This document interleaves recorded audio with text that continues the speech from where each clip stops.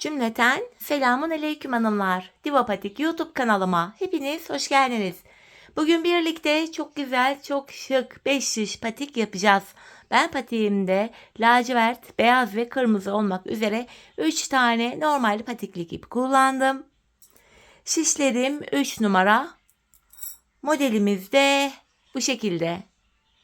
Çok hoş, çok güzel, çok zarif bir model oldu hanımlar. Patiğimiz bu şekil. Tabanımız, topuğumuz. Bu patik benim elimin ölçülerine göre 37, 38, 39 numara ayaklar için uyumlu oldu.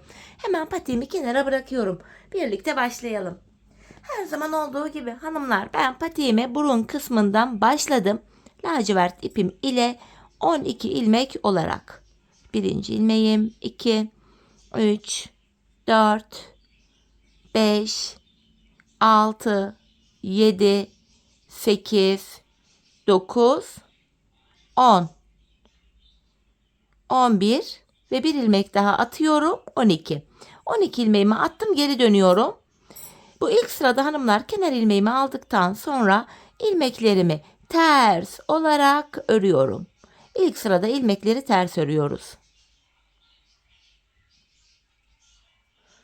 Sonuncu ilmeğimi de ters ördüm. Geri dönüyorum. Artık düz örgü uygulaması yapacağız. 5 şişe geçeceğiz. Kenar ilmeğimi aldım.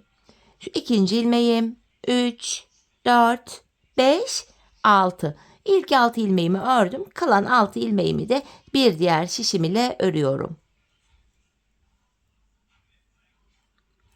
Şimdi hiç geri dönmeden ilk başladığımız yerlerden ilmekler çıkaracağız. Üçüncü şişimize ilk ilmeğimi hemen şu kenara, ilmeğin iki kanadına birden girerek çıkarttım.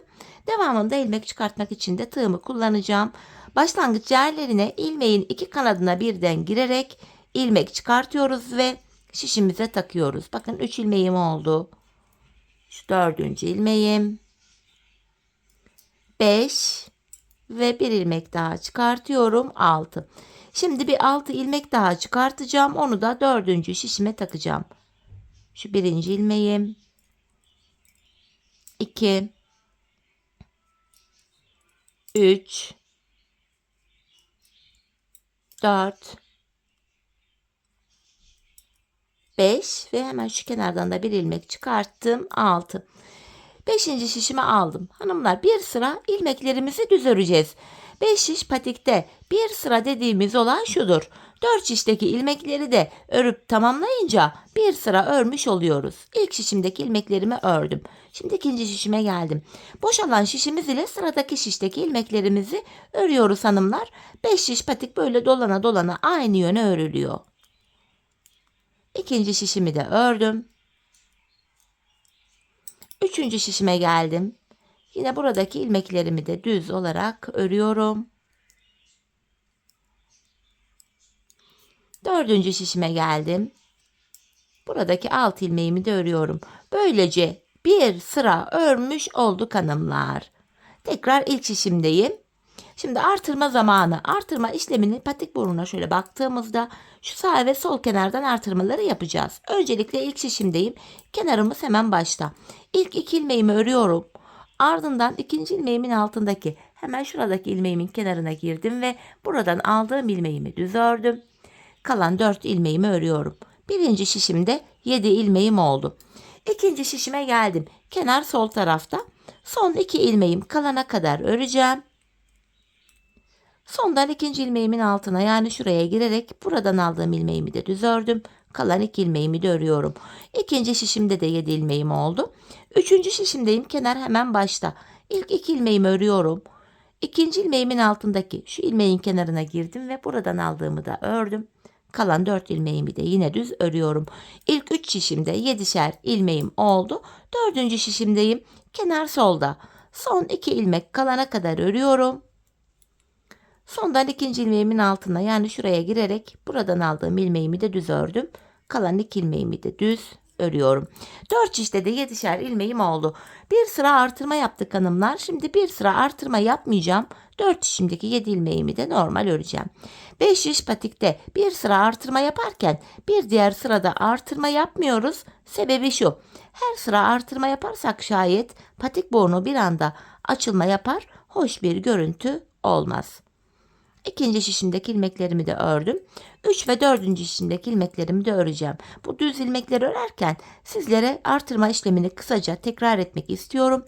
Artırma işlemini 1. ve 3. şişimizde ilk 2 ilmeği ördükten sonra yapıyoruz. 2. ve 4. şişimizde de son 2 ilmek kalana kadar örüp öyle artırıyoruz. Evet, bir sıra ilmeklerimi düz ördüm. Şimdi tekrar ilk şişimdeyim. Artırmalara devam edeceğiz. İlk şişimde ilk 2 ilmeğimi örüyorum. İkinci ilmeğimin altındaki şu ilmeğin kenarına girerek buradan aldığım ilmeğimi de düz ördüm. Yani artırmamı yaptım.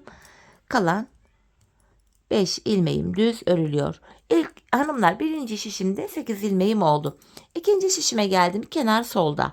Son 2 ilmeğim kalana kadar örüyorum. Sondan ikinci ilmeğimin altındaki şu ilmeğin kenarına girdim ve buradan aldığımı da düz ördüm. Kalan 2 ilmeğim düz örülüyor. Burada da 8 ilmek oldu. Üçüncü şişimdeyim. Kenar hemen başta. İlk 2 ilmeğimi ördüm. İkinci ilmeğimin altına girerek buradaki ilmeği de düz ördüm. Kalan 5 ilmeğimi de örüyorum. Burada da 8 ilmek oldu. Dördüncü ve sonuncu şişime geldim. Kenarımız sol tarafta. Son 2 ilmeğim kalana kadar öreceğim. Sondan ikinci ilmeğimin altına girerek buradan aldığım ilmeğimi de düz ördüm. Kalan 2 ilmeğimi de örüyorum. 4 şişte de 8'er ilmeğimiz oldu. Şimdi bir sıra 4 şişteki ilmekleri hanımlar düz öreceğiz. Sonra artıracağız. Düz öreceğiz, artıracağız. Patik burnunu böyle tamamlayacağız. Ben bu modelimde her bir şişimde 14'er ilmeğim olana kadar artırmalarımı yaptım. Modelimi kurdum. Modelde hanımlar dileyen 15 ilmek de yapabilir, 16 ilmek ya da 13'er ilmek de yapabilirsiniz. Model tam denk gelecektir. 4 ilmek ve katları üzerine kuruluyor çünkü. Şimdi hep birlikte artırmalarımızı yapalım gelelim. Ardından birlikte modelimize başlayacağız. Evet hanımlar, ben her bir şişimde 14'er ilmeğim olana kadar artırmalarımı yaptım geldim. Şimdi hemen modele başlayacağım. İlk şişimdeyim hanımlar. Modelimiz 5 sıradan oluşuyor. Şimdi modelimde ilk sıradayım, birinci sıradayım. İlk 2 ilmeğimi lacivert ipim ile örüyorum. Ardından kırmızı ipimi ekleyeceğim. Hemen yanına bir ilmek kırmızımı örüyorum. Şimdi kırmızı ipimin ucunu patiğim sökülmesin diye lacivert ipime düğümleyeceğim. Bu şekilde 2 tane düğüm attım buraya. Şimdi modelimizin ilk sırası ilk 2'yi lacivert ile ördüm. Yanına bir kırmızı ördüm. Modelin devamında 3 lacivert, 1 ilmek kırmızı. 3 ilmek lacivert, 1 ilmek kırmızı. 3 ilmek lacivert örüyorum. İkinci şişime geçtim. 1 ilmek kırmızı. 3 tane lacivert örüyorum. 1 tane kırmızı. Bu şekilde 3 lacivert 1 kırmızı olacak şekilde ilmeklerimizi 4 şişimizde de örüyoruz. Dediğim gibi bu modelimiz 4 ilmek ve katları üzerine kurulduğu için dilerseniz şişlerinize 15'er ilmek yapın. Dilerseniz 16, dilerseniz 13. Model tam denk geliyor hanımlar. Yine devam ediyorum. 3 ilmek lacivert, 1 kırmızı. 3 ilmek lacivert, 1 kırmızı. Tekrar 3 tane lacivert. 4. şişime geldim. 1 kırmızımı örüyorum hemen yanına. Şöyle. Tekrar 3 lacivert, 1 kırmızı. 3 tane lacivert, 1 kırmızı. 3 lacivert, 1 kırmızı ve son 1 ilmeğimi lacivert ile ördüm. Evet hanımlar, şimdi 4 şişimizde de ilmekleri ördük. Tekrar ilk şişimde modelde ikinci sıradayım. Bu sıramızda ilk ilmeğimi lacivert ile örüyorum. Ardından kırmızımı aldım. Bu sıramızda da 3 kırmızı, 1 lacivert. Hemen 3. kırmızımı yarım aldım şöyle. 1 lacivert. 3 ilmek kırmızı, 1 ilmek lacivert. 3 ilmek kırmızı, 1 tane lacivert. Böyle devam edecek. 3 kırmızı, 1 lacivert. Bakın. İkinci şişimdeyim. Hemen ikinci kırmızım ve 3. Hemen önüne 1 tane lacivert örüyorum. 3 kırmızı, 1 lacivert. 3 ilmek kırmızı, 1 ilmek lacivert. Tekrar 3 kırmızımı ördüm. 3. şişimden devam edeceğim. Bir lacivert, 3 kırmızı. Bu şekilde ilmeklerimizi örüyoruz. Modelimizin ikinci sırası da bu şekilde devam ediyor hanımlar. 3 kırmızı, 1 lacivert. Gayet kolay, gösterişli bir model. Dördüncü şişime geldim. Burada da yine devam ediyorum. Şu ikinci kırmızım. 3. Yanına bir ilmek lacivert. Tekrardan 3 kırmızı, 1 lacivert. Yeniden ilmekleri yarım almışım. 3 kırmızı, 1 lacivert ve son 3 ilmeğimi de kırmızı ile ördüm.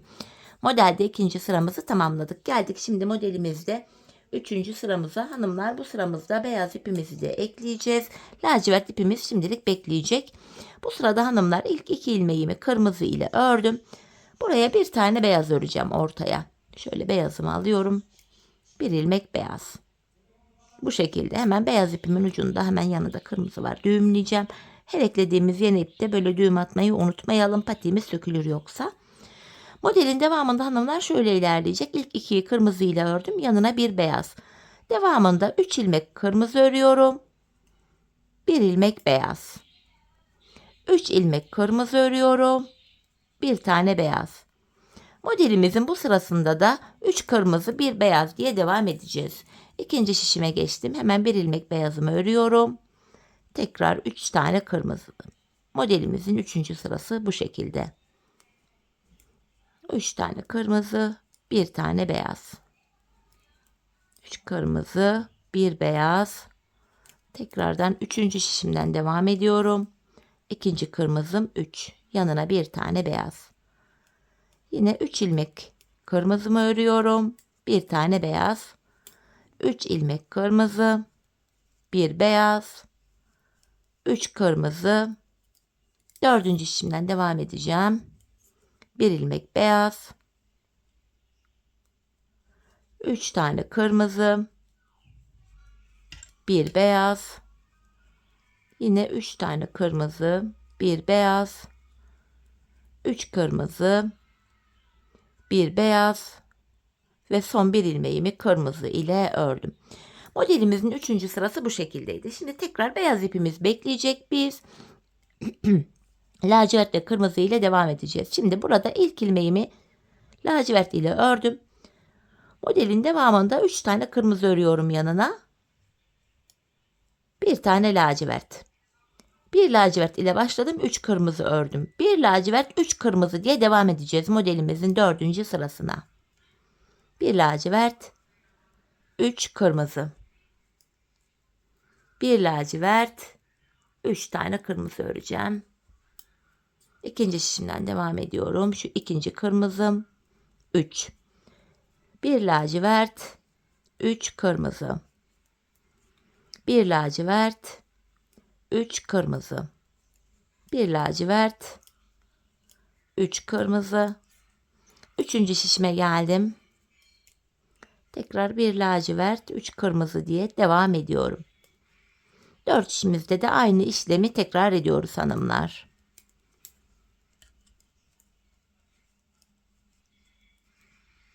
Tekrar 3 kırmızı öreceğim. 4. şişimden devam ediyorum modelime.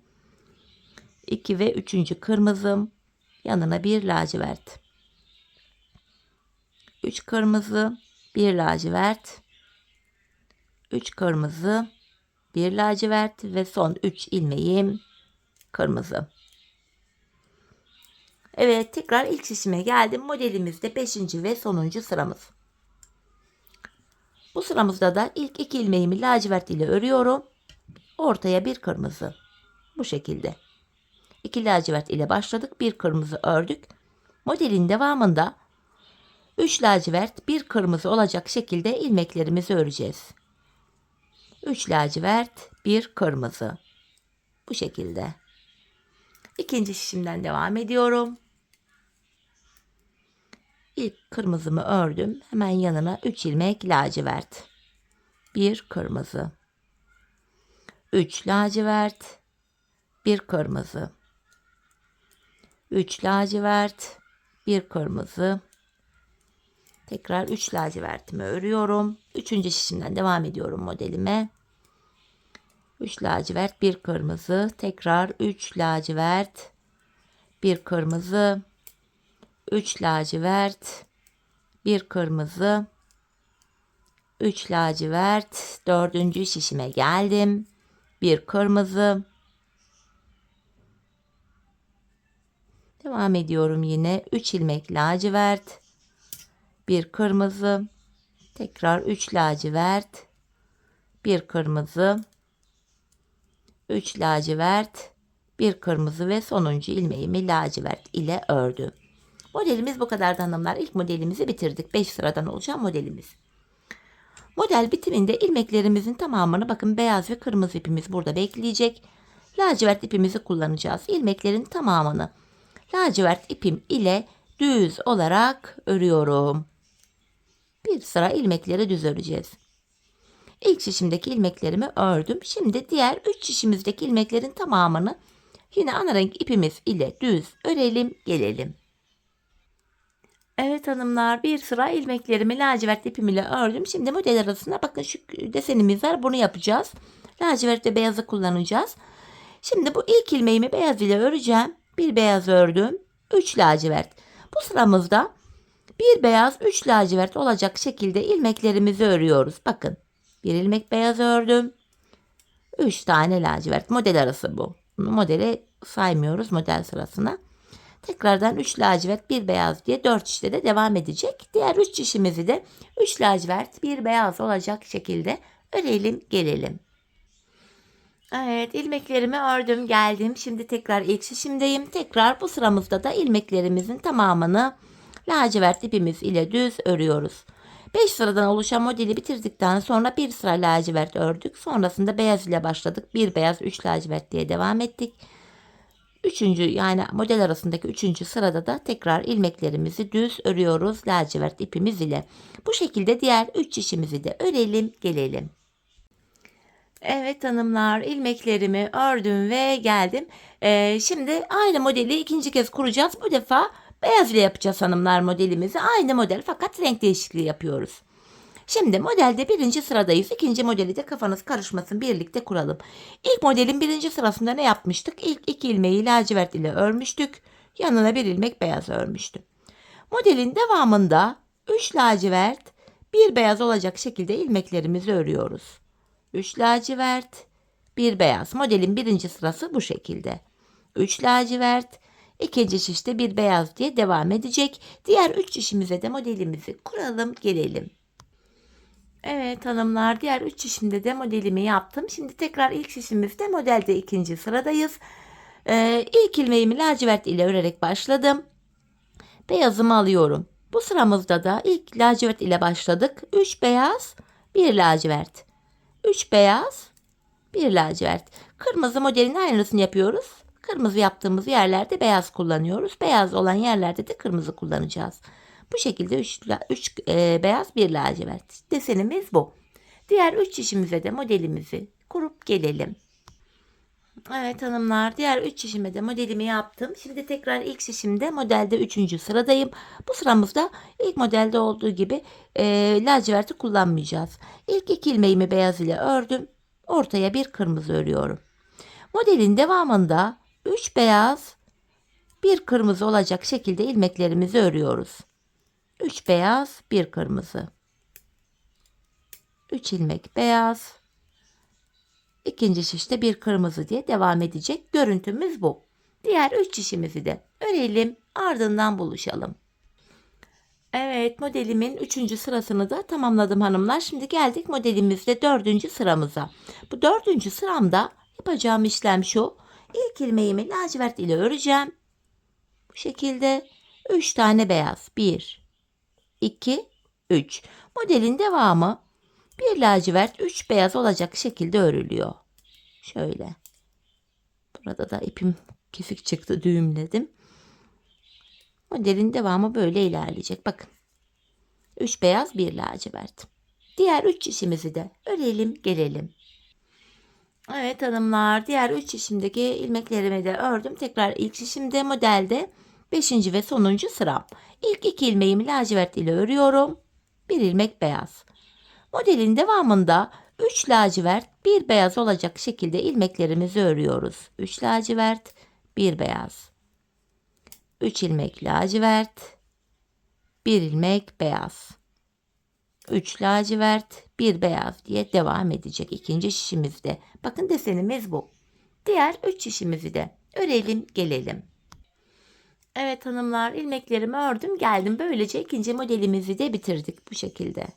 İlk modeliyle aynı yapılıyor fakat kırmızı kullandığımız yerde beyaz, beyaz kullandığımız yerde de kırmızı kullandık. Şimdi ilk model ile ikinci model arasında yaptığımız işlemin aynısını yapacağız hanımlar. İlmeklerin tamamını ana renk ipimiz ile yani lacivert ipimiz ile bir sıra düz olarak öreceğiz. Bu şekilde hepsini lacivert ile düz örüyorum. Yine diğer 3 işimizi de örelim gelelim. Evet, ilmeklerimin tamamını ördüm. Tekrar ilk şişimdeyim hanımlar. Bakın bu model arasında beyazlı desen yapmıştık. Aynısını yapacağız. Bu ilk birinci ve ikinci modelin arasında bakın şöyle yapmıştık. İlk ilmeğimizi beyaz ile örmüştük. Devamında 3 lacivert 1 beyaz olacak şekilde devam etmiştik. 3 lacivert 1 beyaz. Model arası bu hanımlar. Bu şekilde ilmeklerimizi 3 lacivert 1 beyaz örüyoruz. Bakın şeklimiz bu. Diğer 3 işimizi de örüp gelelim. Evet, ilmeklerimi ördüm geldim hanımlar. Şimdi tekrardan bu model arasında 3. sırada ilmeklerin tamamını yine lacivert ipimiz ile düz olarak öreceğiz. Model arası desenini bu şekilde tamamlıyoruz. Ardından 3. 5 sıradan oluşan modeli tekrar edeceğiz. Bakın ilk şişimizi ördüm. Diğer 3 şişimizi de aynı şekilde öreceğiz. Ardından bakın sırasıyla modelin birini beyaz birini kırmızı olacak şekilde ördüm. Şimdi kırmızı modele geçeceğiz. İlk şişe geçtiğimiz anda. Yine beyaz ve kırmızı da zaten ilk 2 modeli birlikte yaptık. Üçüncüyü de aynı şekilde yapacağız. Yine kırmızılı olacak şekilde.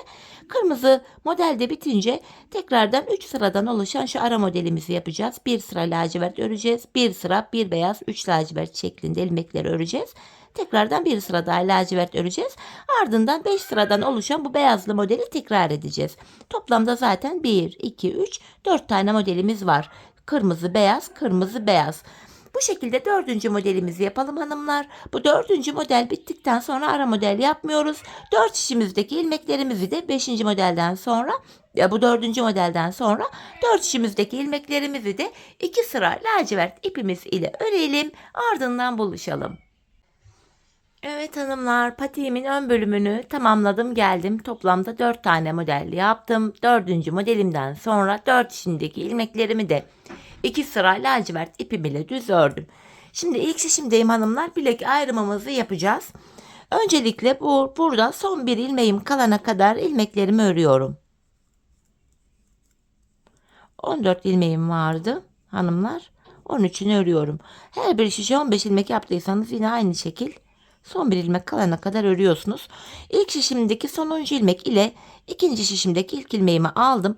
Bu iki ilmeği birbiriyle yer değiştirdim. Yer değiştirdiğim ilk ilmeğimi ilk şişimle ördüm. Hanımlar, bilek ayrımında yani burada ilmekleri yer değiştirerek örüyorum. Sebebi şu: bilek ayrımı yaptığımız şu tam orta bölüm daha sıkı ve sağlam oluyor. Patiğimizin arka bölümlerine geldik hanımlar. Ben patiğimin şu arka bölümlerine bilek kenarlarına 8'er ilmek haroşa ördüm. Şimdi ikinci şişimdeyim. Bu bilek kenarındaki ilk 8 ilmeğim haroşa, bunları düz örüyorum. Bunları arka yüzde de düz öreceğim yine. 8 ilmeğimi haroşamı düz ördüm. Devamındaki ilmeklerimi de yine ön yüzde olduğum için düz olarak örüyorum. Artık patiğimizin arka bölümüne geçtik hanımlar. Bu arka bölümde ön yüzde düz örgü, arka yüzde de ters örgü uygulaması yapacağız. Bilek ayrımı yaptığımız yere kadar öreceğiz. Ardından geri döneceğiz. Geri döndüğümüzde arka yüzde olacağımız için ilmeklerimizi ters öreceğiz. Sadece bilek kenarlarındaki 8'er ilmek haroşamızı yine haroşa olarak örmemiz gerekiyor. Sizler haroşalarınızı örgünüzün hem arka yüzünde ters örgü örerek de yapabilirsiniz. Evet, ilmeklerimi ördüm. Son şişime geldim. Son derken bilek ayrımı yaptığımız ilk şişimiz oluyor bu. Bilek ayrımına kadar öreceğiz. Yine buradaki ilmeklerimi de düz örüyorum. Bakın son 8 ilmeğim haroşa. Bunu yine düz öreceğim. Arka yüzde de bu 8 ilmek düz örülecek. Evet. bilek ayrımına kadar geldim. Bakın ta burada bilek ayrımı yapmıştık. İlmekleri yer değiştirerek örmüştük. Şimdi geri dönüyorum. Patiğimizin arka bölümünde yapacağımız işlem bu. Bilek ayrımı yaptığımız yere kadar örüp geri dönüyoruz. Yine kenar ilmeğimle birlikte toplam 8 ilmeğim düz yani haroşa örülüyor. 5, 6, 7 ve 8. Bakın ön yüze bir diş haroşamız düştü. Diğer ilmeklerimi de şu anda arka yüzde olduğum için ters olarak örüyorum. Bir diğer işime geçtim. Yine buradaki ilmeklerimi de ters öreceğim. Hanımlar, patiğimizin arka bölümünde yapacağımız işlem hep bir topu bu kadar. Bilek ayrımına kadar öreceğiz, geri döneceğiz, öreceğiz, geri döneceğiz. Ön yüzdeysek eğer düz örgü, arka yüzdeysek de ters örgü uygulaması yapacağız. Sadece bilek kenarlarındaki 8'er ilmek haroşamızı haroşa olarak öreceğiz. Evet, bu taban bölüme gelen yerdeki ilmeklerimi de ördüm. Bilek ayrım yaptığımız son şişimize geldik. Buradaki ilmekleri de ters öreceğim. Kenardaki son 8 haroşa ilmeğimi düz öreceğim. Bu şekilde bakın son 8 ilmeğim. Haroşalarımı düz olarak örüyorum. Evet, bilek ayrımına geldik. Geri dönüyoruz hanımlar. Şimdi tekrar ön yüzdeyiz. Kenardaki ilk 8 haroşa ilmeğimi yine düz örüyorum. Bu şekilde. Devamındaki ilmekleri de şu an ön yüzdeyiz. Düz olarak öreceğiz. Bu şekilde diğer bilek ayrımı yaptığımız yere kadar, şuraya kadar öreceğiz. Sonra geri döneceğiz. Arka yüzde ters öreceğiz. Patiğimizin arkası bu şekilde tamamlanacak. Şöyle baktığımızda hanımlar, bu bilek kenarında birer diş haroşamız oluştu. Ben patiğimin bu arka bölümüne hanımlar şuraya toplamda 15 diş yani 15 sıra haroşa ördüm. Benim elimin ölçülerine göre tam oldu. Bu aşamada sizler patiğinizi örerken ayağınıza giyin, ölçün hanımlar. Arka bölümü şu topuğunuzun kenarına gelene kadar örmeniz gerekiyor. Bu şekilde ölçü alarak yaparsanız patiğiniz ayağınıza tam olur. Şimdi hep birlikte ölçülerimize göre patiğimizin arkasını örelim, ardından buluşalım. Evet hanımlar, patiğimin arka bölümünü ördüm, geldim. Burada 15 sıra haroşam var. Bu aşamada bilek ayrımından sonra bakın şu bölüm genişlediği için 4 şişte olan ilmeklerim şöyle bakın dümdüz duruyor. Tek şişte toplanacak duruma geldi. Ben de bu aşamada topuk kesiminde bana kolaylık sağlasın diye ön yüzden baktığımızda sol kenara 24 ilmek ayırdım. Diğer ilmeklerimin hepsini sağ şişime taktım. Şimdi topuğumuzu örmeye başlayacağız. Topuk bölümünde yine bu kenardaki 8 ilmek haroşamız haroşa olarak örülecek. Topukta da model bütünlüğü sağlansın diye. 8 haroşamı ördüm. Şimdi ön yüzdeyim. İlmeklerimi düz olarak ve sayarak öreceğim. 8 haroşamı örmüştüm. 9, 10, 11, 12, 13, 14, 15, 16, 17, 18, 19, 20, 21, 22, 23. İlk 23 ilmeğimi ördüm. 24. ilmekte öndeki ikisini alıyorum. Birlikte keserek örüyorum. 23 ördüm, 24'te kesim yaptım. Bu sol tarafa da zaten 24 ilmek ayırmıştık. Topuğumuz için ortaya baktığımızda burada da 7 ilmek kaldı. Bu 7 ilmek her sırada birer birer kesilecek, eksilecek, bitecek ve böylece topuğumuz oluşacak. Şimdi yapacağımız işlem şu. Kesimden sonra geri dönüyoruz hanımlar. Arka yüzdeyim. Bu ilk ilmeğimi örmeden aldım. Arka yüzde olduğum için buradaki ilmeklerimi ters olarak örüyorum.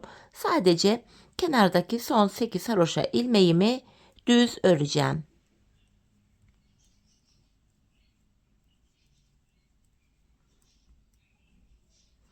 Bakın son 8 ilmeğime geldim. Bunlar haroşa, haroşalarımı düz örüyorum.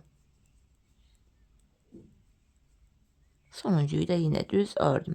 Tekrar geri döndüm. Bir önceki sırada yaptığımız işlemin aynısını yapacağız. Yine ilk 23 ilmeğimizi öreceğiz. 24. ilmekte kesimi yapacağız. 8 haroşamı ördüm, sayarak gidiyorum. 9, 10, 11, 12, 13, 14, 15, 16, 17, 18, 19, 20, 21, 22, 23. 24. ilmekte öndeki ilmeği de aldım. İkisini keserek örüyorum. İkinci kesimimi de yaptım. Bir önceki sırada arada 7 ilmek vardı. Şimdi baktığımızda 6 ilmek kaldı. Tekrar kesim yaptık. Geri döneceğiz. Arka yüzde ilmekleri öreceğiz. Ön yüzde yeniden 23 ilmek örüp 24'te kesimi yapacağız. Biz bu kesme işlemine şu aradaki 6 ilmek bitene kadar devam edeceğiz. Şimdi hep birlikte topuğumuzu örelim. Ardından buluşalım. Evet hanımlar, aradaki ilmeklerin bitene kadar topuğumu ördüm ve geldim. Şimdi ilk başta buraya 24 ilmek ayırmıştım. Kesimden sonra sağ tarafta da 24 ilmeğim kaldı. Patiğimin düz tarafı içeride, ters tarafı da dışarıda olacak şekilde ikiye katladım. Tığ ile kesim yapacağım hanımlar. İlk kesimim şöyle. Benden taraftaki şişten bir ilmek, ikinciden de bir ilmek aldım. İkisini bir örüyorum. Diğerlerini şöyle yapacağım. Benden taraftaki şişten bir ilmek, ikinci şişten de bir ilmek aldım. İkinci ilmeği ilkinin içinden geçirdim. Tığımdaki ilmekleri topluyorum. Benden taraftaki şişten bir ilmek, diğer şişten de bir ilmek aldım. İkinci şişten aldığımı ilkinin içinden geçirdim. Tığımdaki ilmeklerimi topluyorum. Karşılıklı olarak şişlerimizden birer tane ilmek alıyoruz ve ikinci şişten aldığımız ilmeği ilk şişten aldığımız ilmeğin içinden geçiriyoruz. Tığımızdaki ilmeklerimizi topluyoruz hanımlar. Her iki patiğimizin topuğu da aynı yöne aynı şekilde kesiliyor. Bu şekilde. Kalan ilmeklerimizi de aynı şekilde kesip gelelim. Evet, ilmeklerimizi kestim hanımlar. Şişlerimde birer ilmeğim kaldı. Bu aşamada önce benden taraftaki, sonra ikinci şişimdeki ilmeğimi tığıma aldım. Tığımda 3 ilmeğim var. Üçünü bir topluyorum. 2 tane de zincirimi çektim ve artık ipimizi kesiyorum. Topuğumuzu tamamladık hanımlar. Şimdi hemen bu ipimizin ucunu gizleyeceğim. Tekrar zincir tekniğiyle böyle düğümlüyorum gizlerken. Patiğimizi tamamladık. Bu şekilde bakın. Topuğumuz şöyle tek taraflı bir kesim. Şöyle. Evet, patiğimizin görüntüsü şöyle hanımlar. Hemen makine yağmada giydireyim, birlikte patiğimizin ayaktaki duruşuna da bakalım. Çok güzel, çok şık, kolay bir model oldu. Ben çok beğenerek, çok severek yaptım. Umarım sizler de benimle birlikte beğenerek, severek yaparsanız. Yapacak olanlara da şimdiden kolay gelsin. Buyurun, patiğimizin ayaktaki duruşu da bu şekilde. Tabanımız, kenar bölümleri bu şekilde. Topuğumuz. Evet hanımlar, yine birlikte güzel bir modelin daha sonuna geldik. Umarım sizlere faydalı, hoş bir video olmuştur. Yeni modellerde, yeni videolarda buluşmak dileğiyle. Şimdilik hoşça kalın, sağlıcakla kalın.